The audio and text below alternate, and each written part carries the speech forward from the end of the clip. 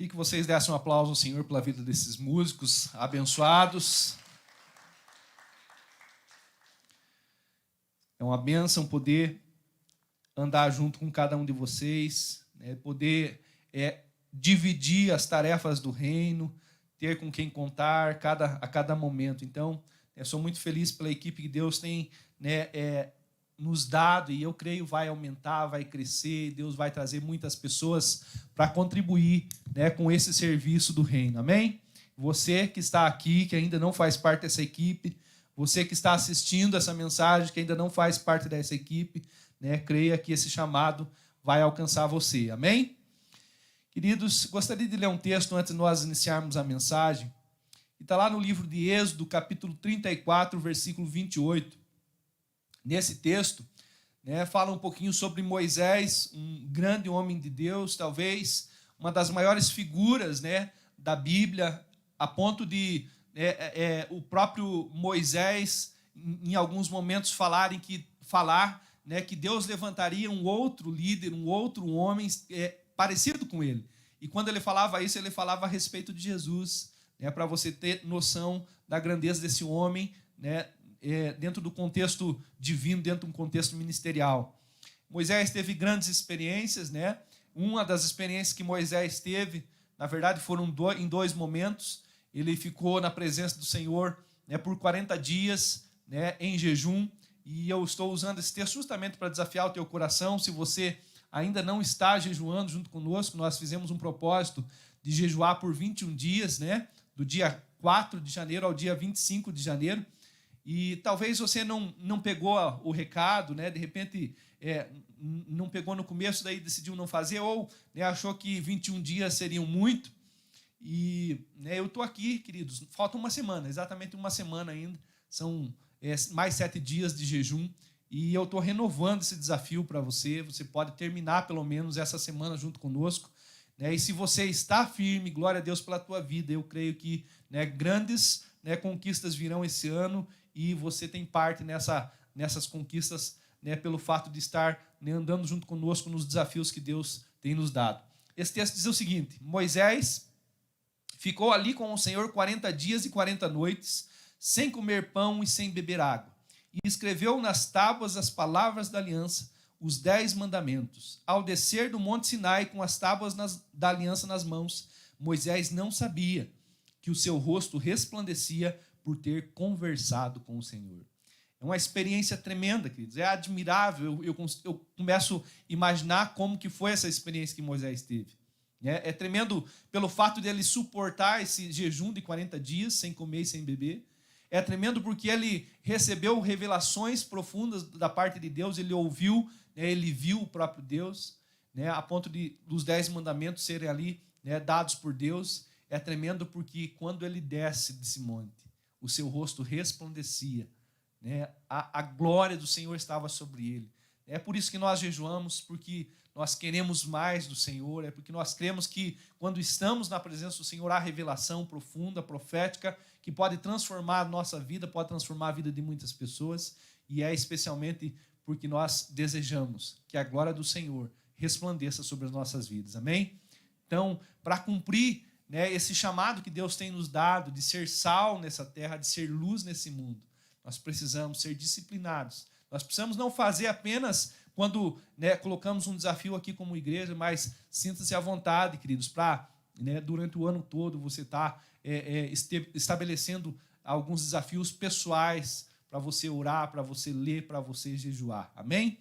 Então, se você está firme aí no jejum, né, permaneça orando, intercedendo. Se você, né, de repente desistiu, dá tempo de retomar. Se você ainda não começou, né, se junte a nós pelo menos mais essa semana. É um jejum, né, fácil de fazer, né, é bem flexível, nós podemos nos alimentar, passamos vontade de alguns tipos de comida, mas não fome, né? Nesse jejum que nós, alguns chamam de jejum de Daniel, alguns chamam de jejum das delícias, né? Nós tiramos a carne, nós tiramos o leite, nós tiramos aquelas coisas que realmente, né, fazem parte do nosso dia a dia, e nos alimentamos só com os vegetais, com frutas, e dessa maneira você não vai passar fome, vai fazer bem para o teu organismo, e você vai ter uma experiência sobrenatural com Deus. Amém?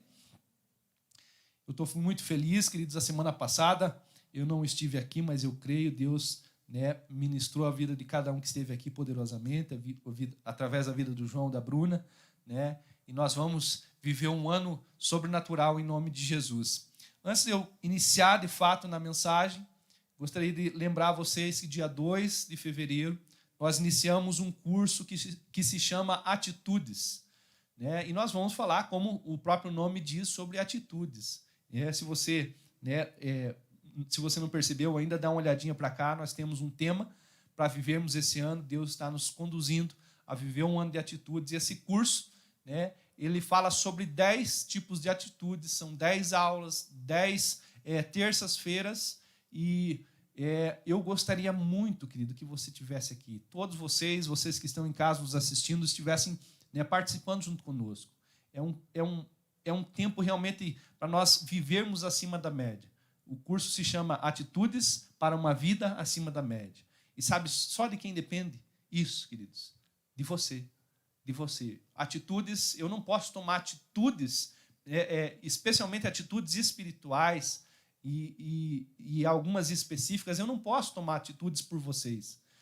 Como pastor, por exemplo, a atitude que eu tenho que tomar é essa de me preparar, de me colocar na presença do Senhor, de interceder pela tua vida, de realmente trazer um alimento espiritual para você e, né, oferecer oportunidades, oferecer ferramentas como essa. Então, a partir daqui é com você. Você quer viver uma vida sobrenatural, uma vida acima da média, precisa estar, né, tomando atitudes para que isso se torne realidade. Então, né, já reserve essa data, né, todas as terças-feiras, a partir do dia 2 de fevereiro, são 10 terças-feiras, a partir das 8 horas da noite. O custo é só da apostila.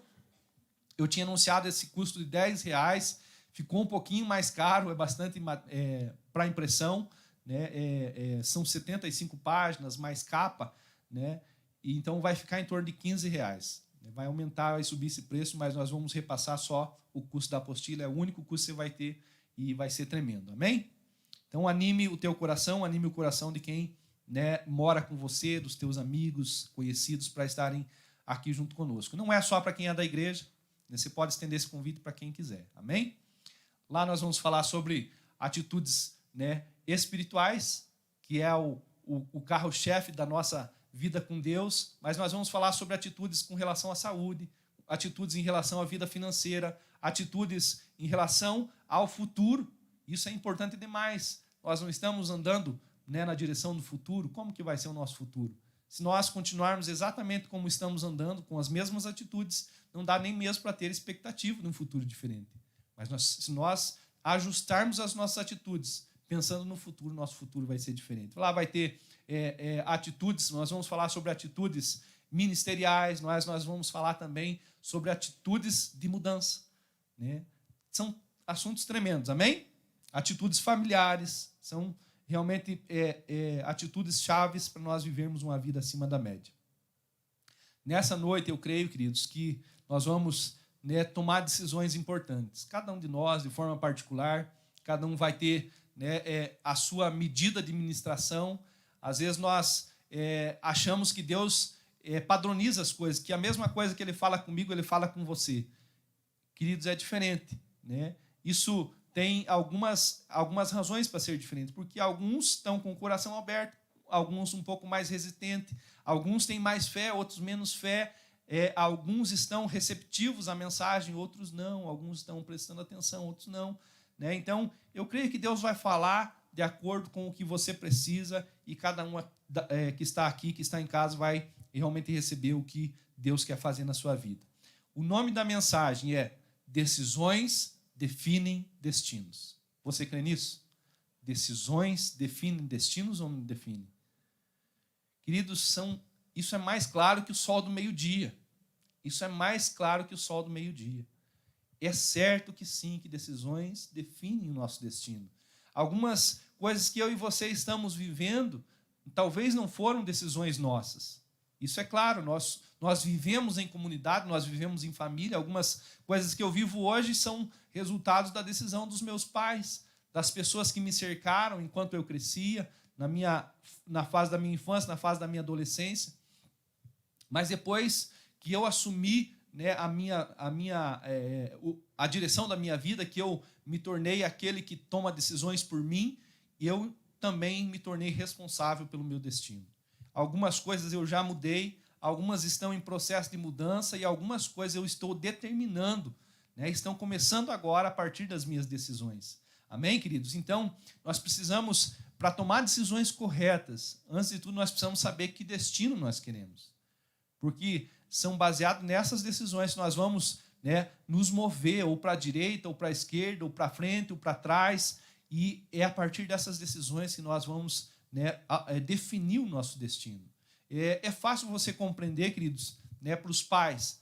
Né? Alguns pais têm filhos assim, não planejam, né, simplesmente se casam e esperam que aconteça e os filhos vêm. Mas alguns pais decidiram, nós vamos engravidar. Isso mudou o destino de vocês, pais. O dia que vocês decidiram ter um filho, vocês nunca mais vão ser iguais. Vocês decidiram o destino de vocês, como pais, como mães, e decidiram o destino de uma nova vida.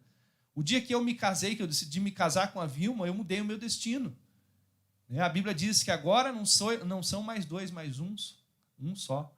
Né? São tantas decisões. Talvez algumas pessoas, nesses últimos dias, decidiram fazer alguma coisa perigosa e mudaram, né, de forma definitiva o seu destino. Se expuseram a riscos, por exemplo. Muitas pessoas perderam a vida nesses últimos dias, queridos. Eu não estou falando isso para sensibilizar você, mas para você ver como é importante tomar decisões. E decisões corretas, e decisões coerentes com o destino que nós esperamos. Algumas pessoas tomam decisões erradas, que têm, né, que geram uma consequência que é simplesmente irrevogável. Então, nós precisamos levar a sério as nossas decisões. Tomar decisões é importante. Não tomar decisões é tão importante quanto tomar. Quando você deixa de tomar uma decisão que você precisa tomar, você está definindo o teu destino também. Então, a nossa vida gira em torno de decisões ou não decisões, né? Então, uma vez que nós já sabemos que as decisões são importantes, eu gostaria de ler com você 2 Coríntios 1:20. E nesse texto de 2 Coríntios 1:20 diz assim: pois quantas forem as promessas feitas por Deus, tantas tem em Cristo o sim. Por isso, por meio dele, o amém é pronunciado por nós para a glória de Deus. O que eu entendo com esse texto maravilhoso, queridos? É que se você quiser tomar decisões em acordo com as promessas de Deus para a tua vida, você já tem o sim. Você já pensou isso? Você não vai tomar uma decisão e depois vai perguntar para Deus se é da vontade dele ou não. Você vai tomar decisões, né, que estejam em acordo com as promessas dele e já vai estar com a certeza que você tem o sim. É muito mais fácil tomar decisões dessa maneira. É muito mais seguro tomar decisões dessa maneira. Uma vez que nós conhecemos as promessas, interessante, né? Não pensei nisso, é uma jesucidência, mas nós estamos, né, postando lá todos os dias no grupo da igreja devocionais sobre promessas. Nós falamos, né, sobre as promessas de uma forma geral, falamos sobre promessas a respeito de saúde, falamos sobre vários tipos de promessas e vai continuar todos os dias, né, esses devocionais. Então, se você conhece as promessas de Deus para a tua vida e toma decisões, né, pautadas nessas promessas, veja que maravilha, você já tem o sim do Senhor. Você já tem a aprovação, você já tem a ajuda, você já tem, né, o encorajamento, você já tem o reino do céu se movendo para que essas promessas se cumpram. Amém? Então, não deixa a tua vida te levar. Tem uma frase comum, né, que vem de uma música e fala assim: eu vou deixar minha vida... me ajuda aí. Deixa a vida me levar, a vida leva eu. Isso não faz parte. Isso não faz parte. Se você deixar a tua vida te levar, ela vai literalmente levar a tua vida. E talvez para um lugar, né, terrível. Então, tome decisões, não deixe a vida te levar. Amém? A indecisão, como eu já falei, é tão importante que nós poderíamos definir que a indecisão é uma ladra.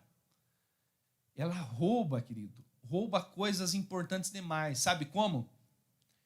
Se você é uma pessoa indeciso, cronometre aí o teu tempo. Quanto tempo você leva para tomar uma decisão? As esposas, as mães, né? Eu vou fazer almoço. Quanto tempo você levou para decidir o que vai fazer para o almoço? Uma coisa simples, estou falando uma coisa assim do dia a dia. Demorei 5 minutos para decidir. Ela roubou 5 minutos. A indecisão roubou 5 minutos da tua vida. Uma coisa simples, que aparentemente não tem nenhum problema, mas eu quero falar sobre outros temas.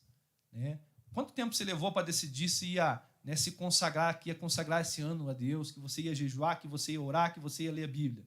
Talvez você não chegou nessa decisão. E esse tempo que nós perdemos enquanto indecisos não volta mais. Então a indecisão, ela rouba o nosso tempo. E o tempo, queridos, é precioso, mas ela rouba além do tempo o nosso destino. Tem pessoas que morrem em cima do muro. Sabe o que significa isso? Morrer em cima do muro? Morrer indeciso. Pastor, eu já ouvi tantas mensagens, tanta pregação, eu já li a Bíblia, mas eu ainda não consegui me decidir se eu vou servir Jesus, se Ele vai ser o Senhor da minha vida, se eu vou abandonar o pecado, se eu vou deixar de fazer aquilo que todo mundo diz que é errado, que a Bíblia diz que é errado ou não. Queridos, a indecisão está roubando o destino dessas pessoas. Nós não podemos viver em cima do muro, nós precisamos tomar uma decisão, e a decisão certa, que é colocar as nossas vidas sob o senhorio do Senhor Jesus. Amém? Há tantas pessoas em cima do muro, como eu disse, né? E é interessante você visualizar isso que eu estou falando.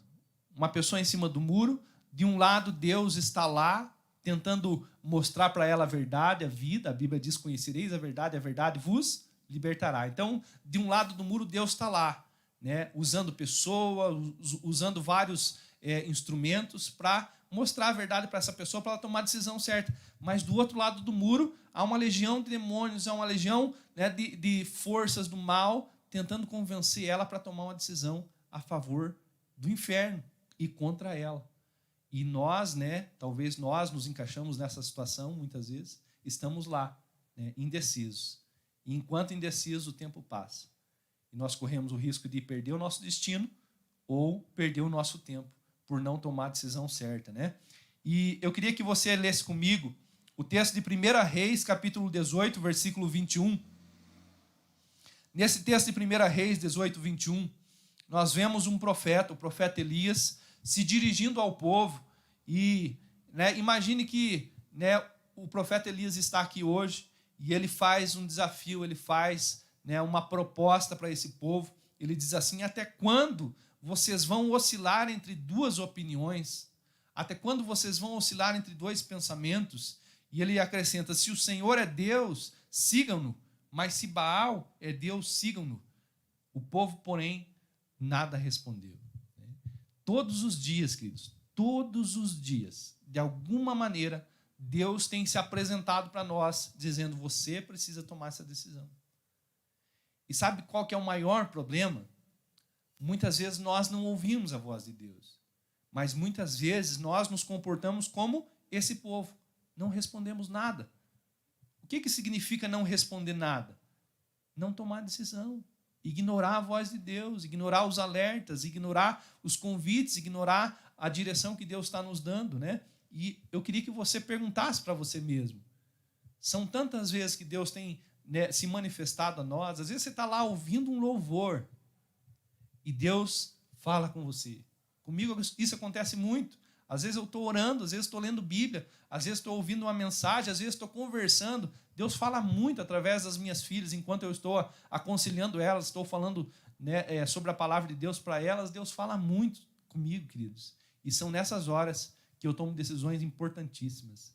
Mas o que você não pode é não ouvi-lo ou ouvi-lo e não respondê-lo. Você precisa tomar uma decisão baseado naquilo que ele está orientando você. Amém? Qual é a tua resposta? É sim para Deus? É não para Deus? Deus é Deus para você? Sim ou não? Então sigam-no. Amém? Os ídolos, as falsas religiões, as doutrinas erradas, são erradas, então abandone-os. Amém, queridos? É sim, sim, não, não. A Bíblia nos ensina dessa maneira, e o que passa do sim e do não a Bíblia diz, vem do maligno. Então não fique. Quando a Bíblia diz isso, assim, sim, não, não, o que passa disso vem do maligno, está dizendo, a indecisão vem de quem? Do maligno. Não fique em cima do muro, tome a decisão certa. E isso é tomar uma atitude. Tome uma atitude em favor de você. Tome uma atitude que favoreça a tua família. Tome uma atitude que favoreça o reino. Tome uma atitude que alegre o coração de Deus. Tome uma atitude que defina o teu destino de uma maneira que agrade o coração de Deus e que você descanse. Tem muitas pessoas que estão indo numa direção, mas não conseguem descansar, porque no fundo elas sabem que aquela direção não é a direção que Deus escolheu para elas. Amém? Então nós cremos que Deus está nos movendo. A primeira mensagem do ano pregada aqui foi isso, nos movendo em Deus para o próximo nível, e nós vamos viver isso. E para que algumas atitudes elas realmente se tornem realidade na nossa vida, nós precisamos começar com as decisões. Ah, pastor, eu estou indeciso se eu vou orar. Quando você decidir se você vai orar, você vai orar. Se você não decidir, não vai orar. Então, as atitudes iniciam a partir de uma decisão. Amém? Então, decida, querido. Eu vou ler aqui 3 versículos do mesmo capítulo, no capítulo 5 do livro de Atos, que fala dos apóstolos. E, queridos, se você acha difícil ser cristão nos nossos dias, você precisa ler mais a Bíblia, porque você vai ver o que é dificuldade em ser cristão.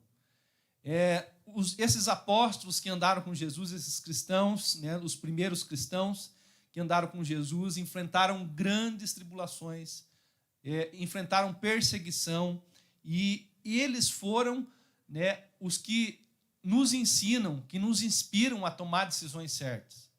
Por quê? Porque mesmo em meio a tantas tribulações, mesmo em meio a tantas dificuldades, eles decidiram obedecer a Deus em vez de obedecer a própria alma, em vez de obedecer aquilo que as autoridades, os romanos, quem quer que fosse, mandasse eles fazer. E a prova disso está aqui no livro de Atos, capítulo 5. No versículo 3 diz assim, dos demais, ninguém ousava se juntar a eles, embora o povo os tivesse em alto conceito. Esse texto está falando que eles decidiram pregar o evangelho, agradasse as pessoas ou não, porque isso era a vontade de Deus. E é essa experiência que eles tiveram. As pessoas admiravam eles, mas ninguém ousava juntar-se a eles. Como cristãos nós vamos fazer, se você decidir viver a vontade de Deus, as pessoas talvez vão dizer, nossa, eu admiro tanto aquela pessoa, mas eu não tenho coragem de fazer o que ela faz. Isso mostra uma coisa, querido. Se você está vivendo esse nível, você está agradando acima de tudo a Deus. Amém?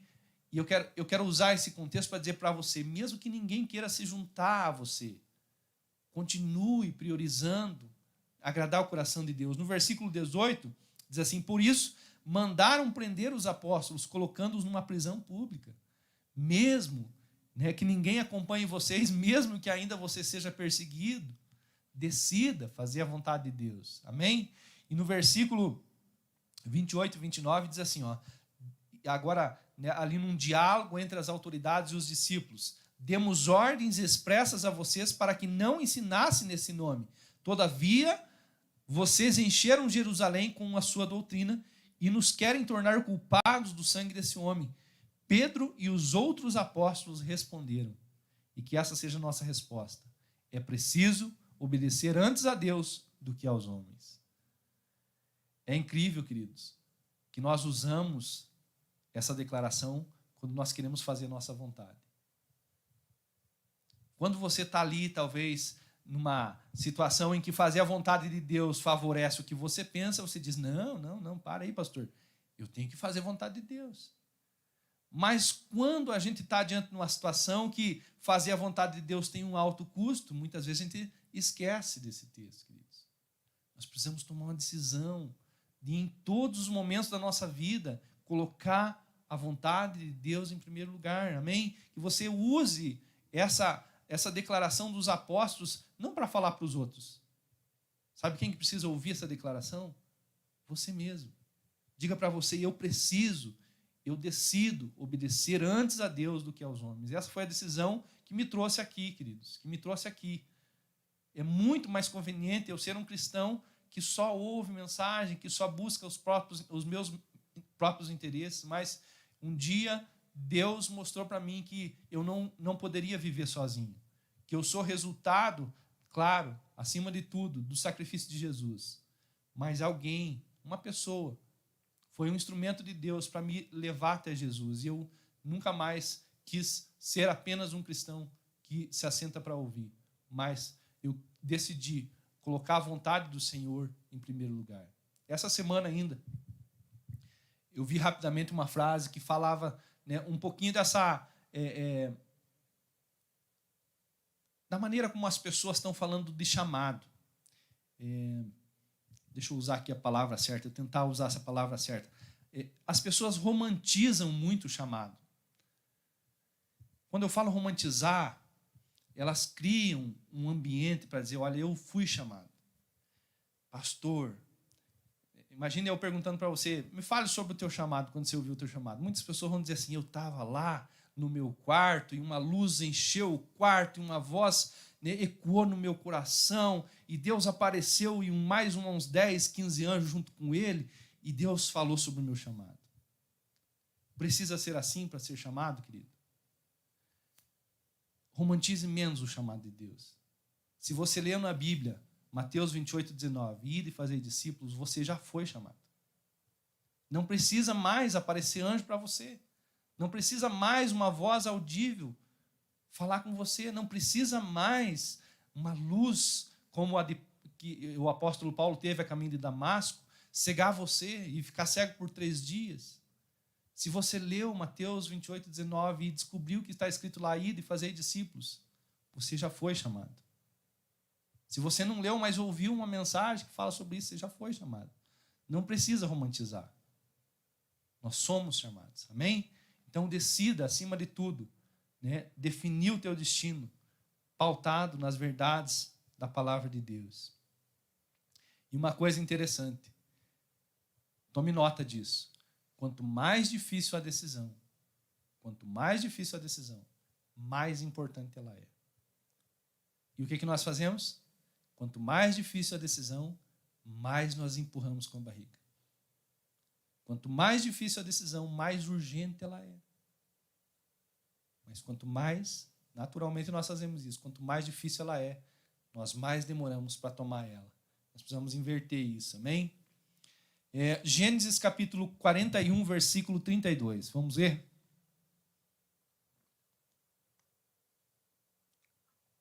Eu separei esse texto por uma razão. Diz aqui, ó. O sonho veio a Faraó 2 vezes porque a questão já foi decidida por Deus, que se apressa em realizá-la. Você não precisa nem descobrir, né? Provavelmente se você ler a Bíblia, você já sabe do que nós estamos falando, mas eu nem quero falar do contexto, eu só quero falar desse texto mesmo.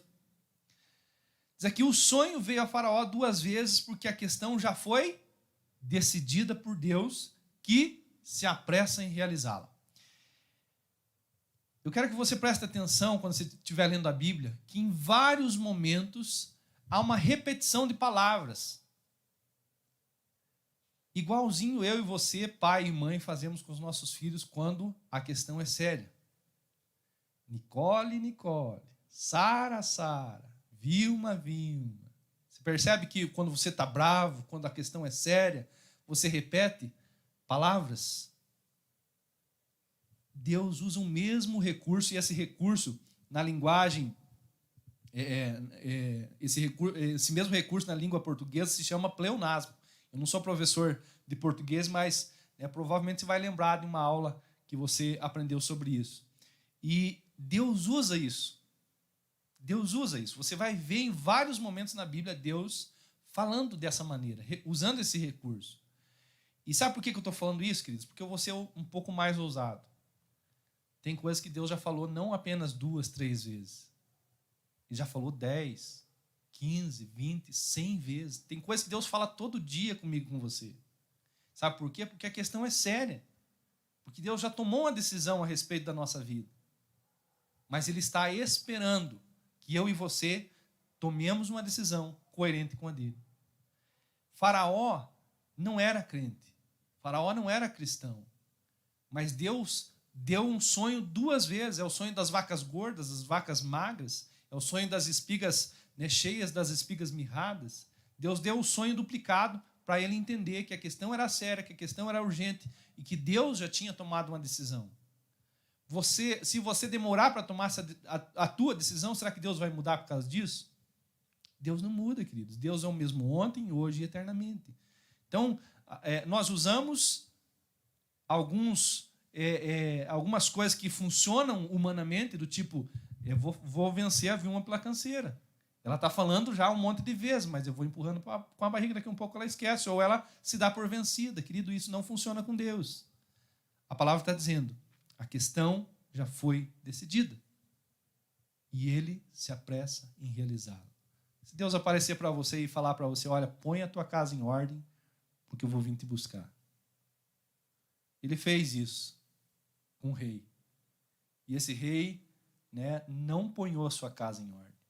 Será que Deus ele voltou atrás? Não, ele veio e buscou. E uma falta de decisão definiu o destino desse rei. Isso pode acontecer comigo e com você. Amém? Lá na tua casa tem alguém que tem a última palavra? Nem vou perguntar se é aos homens, né? Porque às vezes não é.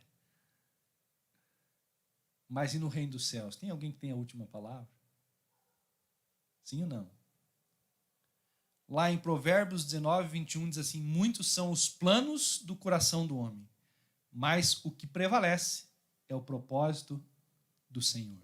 Essa palavra propósito pode ser decisão. Muitos são os nossos sonhos, muitos são os nossos planos, mas o que vai, quem tem a última palavra? Qual que é a decisão que vale? A do Senhor. É isso que a palavra está dizendo. E eu quero perguntar uma coisa séria para você. Se nós já sabemos disso, você já sabia disso? Não. Eu já sabia. Se nós já sabemos que a última palavra vem do Senhor, por que nós continuamos ignorando a vontade dEle? Por que nós continuamos, né, deixando de decidir ou decidindo por conta própria? No final, o que vai valer? A vontade dEle. Esse é o texto que Deus trouxe ao meu coração no ano passado ainda. Essa palavra Deus começou a ministrar ao meu coração em 2020, e esse é o texto Joel 3,12. Por aqui que essa mensagem, né, criou forma. Joel, capítulo 3, versículo 12. Olha o que Deus diz. Despertem, nações, avancem para o vale de Josafá, pois ali me sentarei para julgar todas as nações vizinhas. Lancem a foice, pois a colheita está madura. Venham, pisem com força as uvas, pois o lagar está cheio e os tonéis transbordam. Tão grande é a maldade dessas nações. Multidões, multidões no vale da decisão, pois o dia do Senhor está próximo, no vale da decisão. Esses 3 versículos têm muita informação profética, queridos. Nós não temos tempo para falar sobre todas elas. Eu quero só que você perceba o nome desse vale. Vale da decisão. E o que está dizendo ali? Que ele está próximo. E que uma multidão vai se dirigir para ele. E adivinhe, eu e você vamos estar no meio dessa multidão. Inevitavelmente, queiramos ou não, estaremos na direção do vale da decisão. Jesus já está lá. Jesus já está lá.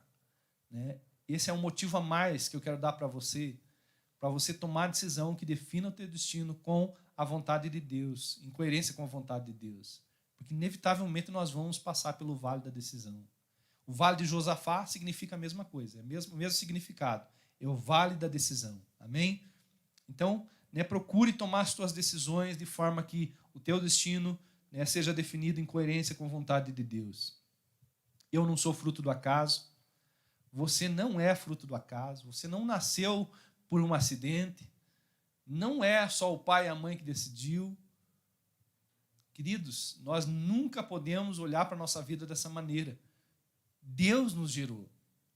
E não compete a mim e a você questionar a Deus, por que o Senhor me colocou nessa família, por que eu vim num contexto que eu nasci, por que né, eu vim no momento que a minha família estava passando por tantas dificuldades, por que eu não tive isso, por que eu tive aquilo. Isso nós vamos, né, deixar para o dia que nós nos encontrarmos com Deus.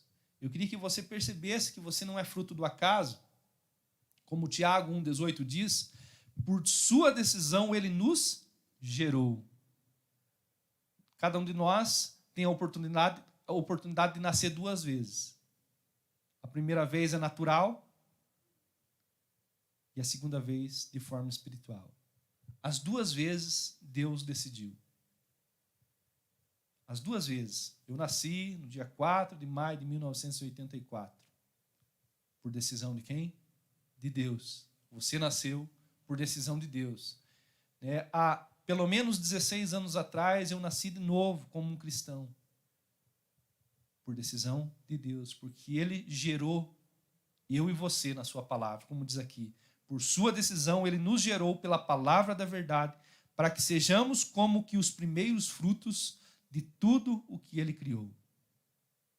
Isso é só para você saber, queridos. Que Deus toma decisões que mudam destinos. E você tem condições de tomar decisões para mudar o teu destino, para mudar o destino de muitas pessoas. Amém? Eu fico pensando, né? Não sei se todo mundo aqui conhece a história do Billy Graham. Quem conhece a história do Billy Graham? Ele viveu praticamente até os 100 anos. Praticamente a vida inteira dele ele pregou. Ele pregou para multidões de 500 mil pessoas, 200 mil pessoas, e cada pregação dessas, muitas pessoas tomavam uma decisão por Jesus. Quantos destinos Deus usou ele para mudar? Além do próprio, porque ele mudou a vida dele. Ele mudou o destino dele com uma decisão. Qual que foi a decisão que mudou a vida dele? A decisão por Jesus. E qual foi a decisão que fez Deus mudar muitas vidas? A decisão de pregar o Evangelho. Veja que potencial Deus colocou dentro de cada um de nós. Potencial de tomar decisões para mudar a nossa própria vida e de tomar decisões para mudar a vida de muitas pessoas, em nome de Jesus. Amém? Quero fazer uma pergunta bem pessoal. Você não precisa responder. A tua vida, a vida cotidiana, depende da decisão de quem? Eu faço essa pergunta, queridos, porque como nós vivemos em comunidade, estou falando num contexto geral, as opiniões das pessoas às vezes têm um peso muito grande. E às vezes, né, Deus está direcionando você para uma decisão que vai mudar a tua vida para sempre. Mas você ouve a voz de Deus, ouve a voz do amigo, do vizinho, do tio, do pai, da mãe. E quem está tomando a decisão por você? As pessoas ao teu redor. Queridos, eu amo muito a minha família. Eu amo muito a Vilma, amo muito a Nicole, amo muito a Sara. Mas você sabia que a minha decisão não vale para salvar elas? E elas vão ter que tomar a decisão delas?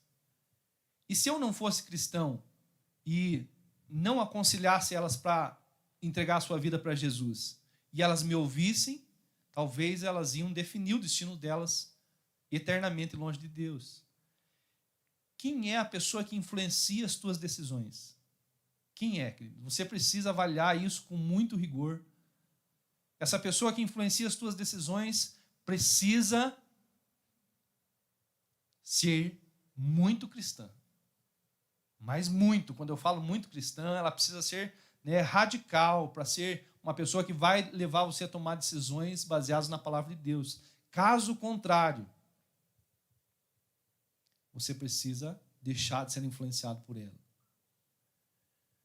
O inimigo já tomou uma decisão, e se depender da decisão de Satanás, você e eu somos fracassados, derrotados, já estamos, né, condenados ao inferno eternamente. Deus já tomou a decisão dele. Se depender de Deus, eu e você vamos viver eternamente com ele, mas no fundo eu e você precisamos tomar uma decisão séria e pessoal em relação a isso. Lucas 23, 24 fala de um homem chamado Pilatos. E eu não quero transferir aqui a responsabilidade, né, a nossa responsabilidade, a minha responsabilidade para as pessoas que convivem comigo. Pilatos, ele tomou uma decisão. E a decisão dele foi agradar o povo.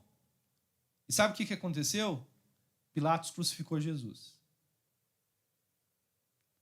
Ah, então o culpado de tudo é o povo, não é Pilatos. Não, queridos. Pilatos tem tanta culpa quanto o povo que pediu que crucificassem Jesus. Mas o texto diz assim, então Pilatos decidiu fazer a vontade deles e crucificou Jesus. Talvez nós estamos crucificando Jesus todos os dias, porque nós estamos decidindo fazer vontade de alguém que não serve a ele. Querido, essa pessoa pode ser íntima, ela pode nos amar.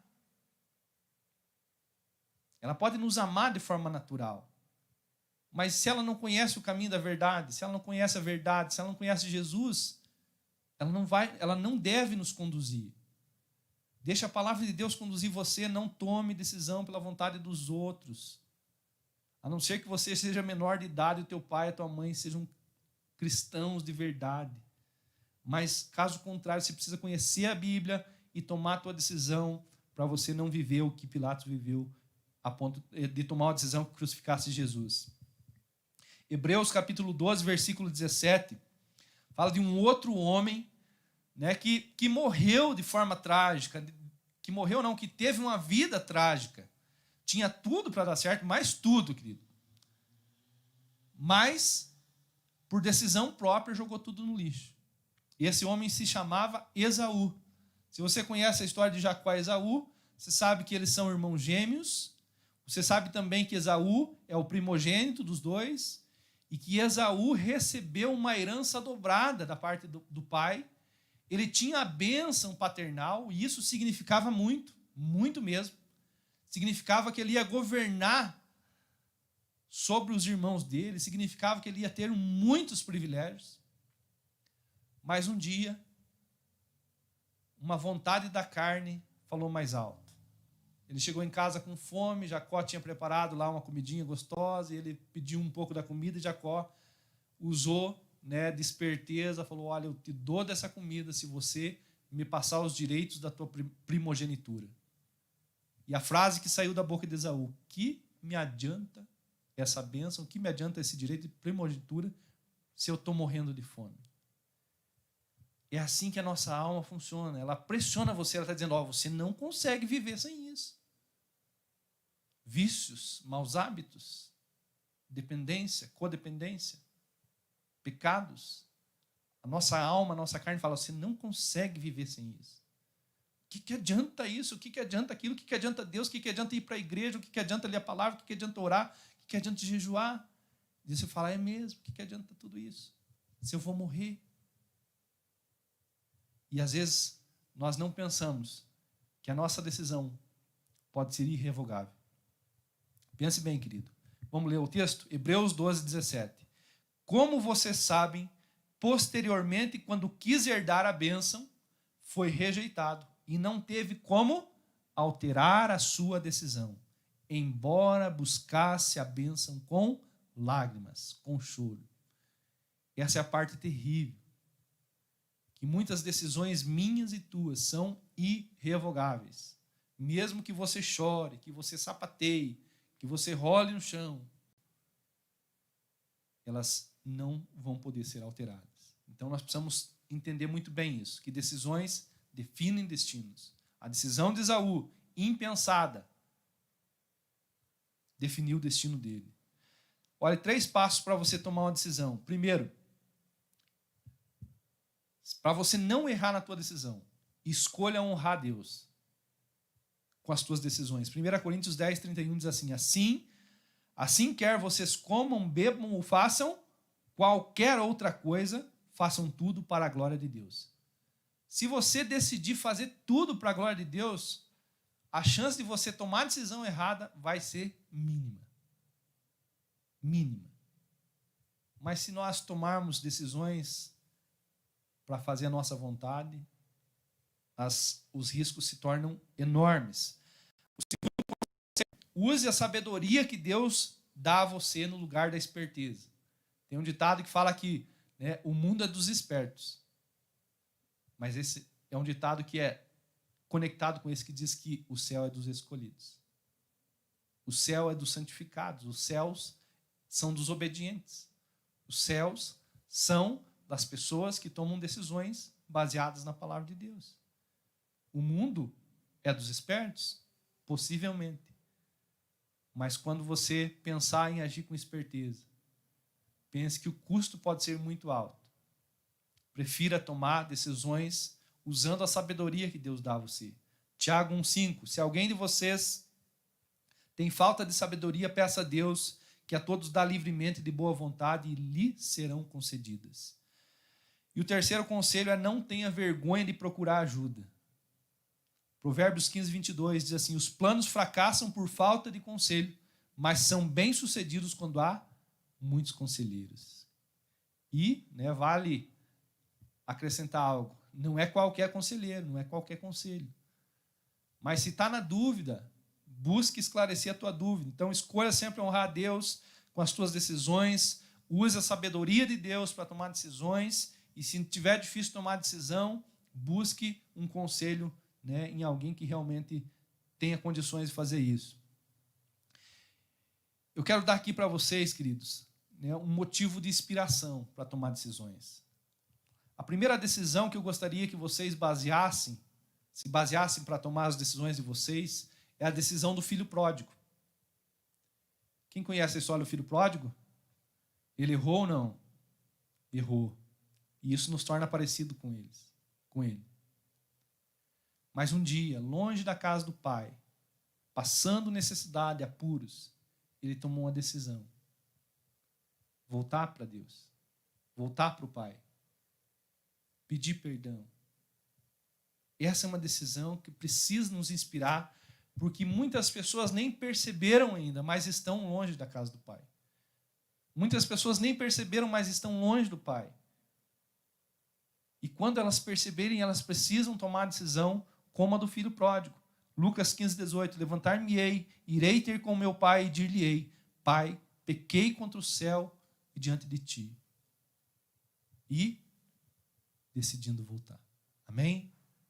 Você está pisando fora do caminho, a Bíblia diz que nós não devemos pisar nem para a direita nem para a esquerda, nós devemos seguir a direção que Deus nos dá. Ah, pastor, eu percebo que às vezes eu dou uma pisada fora do caminho. Tome decisões baseadas na decisão do filho pródigo. A segunda decisão que deve nos inspirar é a decisão de Zaqueu. Lucas 19:8 diz assim: Zaqueu, porém, levantando-se, disse ao Senhor: Eis aqui, Senhor, dou aos pobres metade dos meus bens, e se em alguma coisa tenho defraudado alguém, eu lhe restituo quadruplicado. Disse-lhe Jesus: hoje veio a salvação a essa casa. O que disse Jesus? Hoje veio salvação a essa casa. O que você está ensinando, pastor? Dá tudo para os pobres? Não. Estou ensinando você a se inspirar na decisão de Zaqueu de consertar a tua vida. Sabe por que Zaqueu tomou essa decisão? Porque quando ele teve um encontro com Jesus, ele viu o quanto errado ele era, o quantas coisas erradas ele tinha feito na vida dele. E ele tomou uma decisão de consertar a vida dele.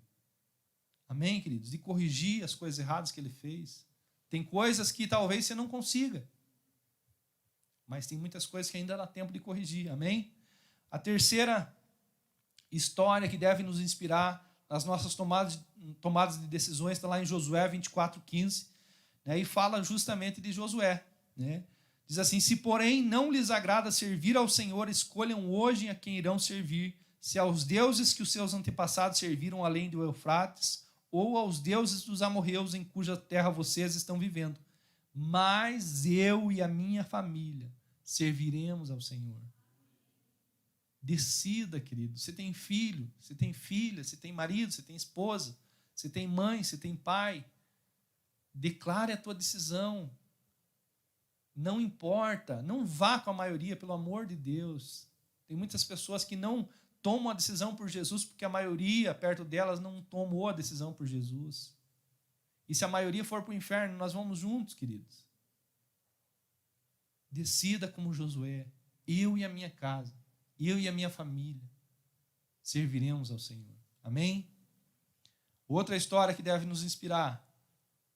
2 Crônicas 2:1 fala de Salomão. Decidiu Salomão edificar uma casa ao nome do Senhor, como também uma casa real para si. Decida edificar uma casa, edificar uma habitação para o Espírito Santo. Quem é, onde fica, pastor? Em você mesmo. A Bíblia diz que nós somos a casa do Espírito Santo. Decida edificar uma casa para o Senhor. Comece tirando os entulhos. Comece buscando o direcionamento de Deus para colocar apenas as coisas que agradam a Ele dentro do teu coração, dentro da tua alma. Amém, queridos? Assim como Salomão, decida edificar uma casa ao nome do Senhor. Seja um exemplo, seja um bom testemunho. Além disso, decida como Salomão edificar uma casa para você mesmo. E uma casa real. Essa casa que você tem, que você habita, mesmo que você diga, pastor, eu tenho escritura, está no meu nome. Essa não é uma casa real. A casa real está lá, na eternidade. Então, você pode ter 1, 2, 10 casas, mas decida hoje edificar uma casa real, onde reis e sacerdotes habitam. Amém? Outra história, Daniel capítulo 1, versículo 8. Daniel, porém, propôs no seu coração não se contaminar com as porções das iguarias do rei, nem com o vinho que ele bebia. Portanto, pediu ao chefe dos eunucos que lhe concedesse não se contaminar. Que decisão tremenda. Que decisão cheia de sabedoria. Decida hoje mesmo, querido. Assim como Samuel. Não se contaminar. Assim como Daniel. Falei o quê? Samuel? Assim como Daniel, não se contaminar com as coisas desse mundo. Mas é bom, pastor, eu sei. Eu sei que é bom. A tentação existe. E ela vai bater todos os dias na tua porta. É isso que Deus tentou falar para Caim. Ele não ouviu. Deus falou com Caim: o pecado jaz à tua porta. Cumpre a você dominá-lo. Caim não ouviu a voz do Senhor. E o primeiro homicídio aconteceu. Às vezes, no nosso caso, pode não ser homicídio, pode ser suicídio. Decida não se contaminar. Viver em santidade é o primeiro chamado que Deus tem para mim e para você. Sede santo, porque eu sou santo. Amém? Outra história ainda. Atos 20 e 24. O apóstolo Paulo diz assim: mas em nada tenho a minha vida como preciosa para mim, contanto que complete a minha carreira e o meu ministério, que recebi do Senhor Jesus, para dar testemunho do evangelho da graça de Deus. Você já tomou essa decisão, querido? Dizer: Deus, o teu reino está em primeiro lugar. Essa é a decisão que o apóstolo Paulo teve, que ele tomou. Isso é muito claro. Talvez é a decisão que mais nós empurramos com a barriga. Veja a profundidade dessas palavras: mas em nada tenho a minha vida como preciosa para mim, contanto que complete a minha carreira e o meu ministério que recebi do Senhor Jesus, para dar testemunho do evangelho da graça. Paulo decidindo colocar o reino e o chamado no lugar que deve estar na nossa vida. Amém, queridos? E o último, queria pedir para o pessoal do louvor subir e me ajudar. O último exemplo. Queria que você ficasse de pé agora. O último exemplo é muito, mas muito importante mesmo. Fala de uma decisão de Moisés. Nós começamos falando com ele e vamos encerrar falando dele. Como vocês sabem, né? Moisés era filho de uma mulher israelita. De um casal israelita, né, que tinha ido para o Egito e era escravo lá. E Faraó mandou matar todos os meninos. Deus, de forma milagrosa, né, salva Moisés por uma decisão de uma mãe, de uma irmã. E Moisés, né, que já era condenado à morte por causa de uma decisão de uma mãe, de uma irmã, ele foi criado na sua família, enquanto muitos bebês eram mortos. E além de ser criado pela própria mãe, a sua mãe recebia um salário para criar ele, porque uma decisão foi tomada. E Moisés, então, né, depois de grandinho, é entregado a Faraó e ele termina, né, a fase ali de crescimento até se tornar adulto como filho da filha de Faraó, herdeiro de uma fortuna, né, se a questão fosse financeira, herdeiro de uma fortuna. Além de ser herdeiro do rei mais poderoso da época, ele ainda tinha um prestígio, porque ele era um príncipe dentro do reino de Faraó. Mas ele não esqueceu que, além da mãe e da irmã dele tomar uma decisão para que a vida dele existisse, Deus também tomou. A Bíblia fala que, aos olhos de Deus, Moisés era precioso. E lá em Hebreus capítulo 11, versículo 24, diz assim: pela fé, agora já adulto, sendo já homem, recusou ser chamado filho da filha de Faraó, escolhendo antes ser maltratado com o povo de Deus do que por algum tempo ter a alegria do pecado, tendo por maiores riquezas o sofrimento de Cristo do que os tesouros do Egito, porque tinha em vista uma recompensa maior. Queridos, essa história é muito tremenda, sabe por quê? Porque eu e você estamos diante de uma decisão muito importante. De um lado, talvez alguém esteja oferecendo prestígio para você. Olha, se você for cristão, você nunca vai ser ninguém. Se você escolher essa vida, todo mundo vai chamar você de tonto, de bitolado, de crentinho, de fanático. Mas se você escolher essa vida, você vai ser bem sucedido. Sabe o que isso significa, queridos? Vamos deixar fora a fortuna e o prestígio. Vamos falar do que realmente importa. Naquele momento, Moisés escolheu um pai. A Bíblia diz que ele não quis ser chamado filho da filha de Faraó. Preferiu o opróbrio de Cristo. Ele não decidiu por uma fortuna, ele não decidiu pelo prestígio, ele decidiu por um pai. E essa decisão de Moisés mudou o seu destino. E muito mais do que o seu destino, mudou o destino de milhares de israelitas. A Bíblia diz que quando Moisés saiu do Egito, liderando o povo de Deus, saíram só entre os homens 600 mil homens, fora mulheres e crianças. Você imagina o poder dessa decisão? Se você decidir ser filho de Deus, você não vai mudar só o teu destino, mas você vai impactar uma geração. Pense nisso, querido. Nós vamos encerrar o nosso texto com uma expressão que está lá em Isaías capítulo 16, versículo 3. Só uma parte desse versículo, eu quero usar ela aqui de forma profética para mim e para você. Essa palavra, essa frase é um conselho de Deus. Ele diz assim: dá conselhos. Dá conselhos. Ele está dando uma ordem. Dá conselhos e propõe uma decisão. Os conselhos foram dados, amém? Estou há pelo menos uns 50 minutos aqui dando conselho. Chegou a hora de propor uma decisão.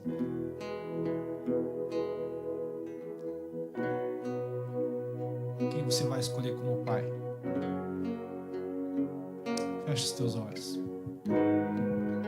Senhor Deus, em nome do Senhor Jesus nós clamamos para que o Senhor, Pai amado, nos visite, Senhor, de forma poderosa, que nós não venhamos vacilar, que nós não venhamos titubear, que nós não venhamos nos manter em silêncio nesse momento, Pai, que nós não venhamos ser seduzidos com pensamentos, Pai, de popularidade, Senhor, que nós não sejamos, Pai, influenciados pelas pessoas, assim como Pilatos, que as nossas decisões sejam nossas e tuas, Pai. Sejam, Pai, a favor da vida, sejam a favor da verdade, seja a favor da justiça, seja a favor da santidade, seja a favor, Senhor, da salvação, seja a favor de um destino, Pai, que agrada o teu coração. Que no nome do Senhor Jesus a nossa decisão seja como a de Josué: eu e minha casa serviremos ao Senhor. Que a nossa decisão seja como, Pai, aquele filho pródigo, Pai, que percebe a distância que está da sua casa paterna, Pai, e toma a decisão arrependido de voltar para ela. Que a nossa decisão, Senhor, seja como de Salomão, que decide edificar uma casa ao Senhor, que decide edificar uma casa real para si. Que a nossa decisão seja, Pai, no nome de Jesus, como a de Daniel, que decide não se contaminar com as iguarias do rei. Que a nossa decisão, Senhor, seja como de Zaqueu, que decide consertar os seus erros, que decide, Senhor, no nome de Jesus, não apenas abandonar e tocar a sua vida como se nada pudesse ser feito, mas ele descobre que há recursos, que há condições, que há meios para mudar a vida de outras pessoas que foram, Pai, afetadas pelas nossas decisões erradas. Em nome de Jesus, nos ajuda a tomar decisões, Senhor, e realmente afetem, Senhor, o nosso destino de uma forma positiva. Mas, além disso, Senhor, assim como Moisés, nós escolhemos um pai nessa noite, e o Senhor é esse pai. Nós escolhemos o opróbrio de Cristo, Pai, ainda que essa decisão seja uma decisão difícil, ainda que essa decisão por Cristo, Senhor, nos custe, Senhor, ser criticados, ser abandonados, ser, Senhor, no nome de Jesus, rejeitado. Nós tomamos uma decisão, Pai, e essa decisão, ela vai mudar literalmente o nosso destino. Mas junto conosco, muitas, mas muitas almas, Pai, vão ser afetadas positivamente. No nome de Jesus, nós tomamos essa decisão por nós, mas nós tomamos essa decisão por Inácio Martins, pelas famílias dessa cidade, pelos jovens, pelos adolescentes. Nós tomamos essa decisão pela nossa casa, pelos nossos filhos. Nós tomamos essa decisão pelos nossos pais, pelos nossos irmãos. Nós declaramos: a nossa escolha é o Senhor Jesus. É o Senhor como nosso Deus, como nosso Pai, de hoje em diante, Senhor. Nós não seguiremos mais o curso natural, as influências. Nós rejeitamos, Pai, as doutrinas, os ensinamentos errados que nós recebemos. Nós abraçamos a fé genuína, Pai, a fé que vem da Tua palavra, do Teu ensino. Nos ajuda, Senhor, a honrar essa decisão. Planta no nosso coração. Planta essa verdade, Senhor, que nesse momento, Senhor, inspirados pela história de Esaú, que ainda que buscando com choro, Senhor, não pôde reverter a sua decisão. Nos ajuda a tomar essa decisão, Pai, para não nos arrependermos, para não chorarmos, Pai, no nosso futuro. Nos ajuda, Senhor, em nome de Jesus. Quero que você permaneça com os olhos fechados e adore ao Senhor enquanto você toma a tua decisão.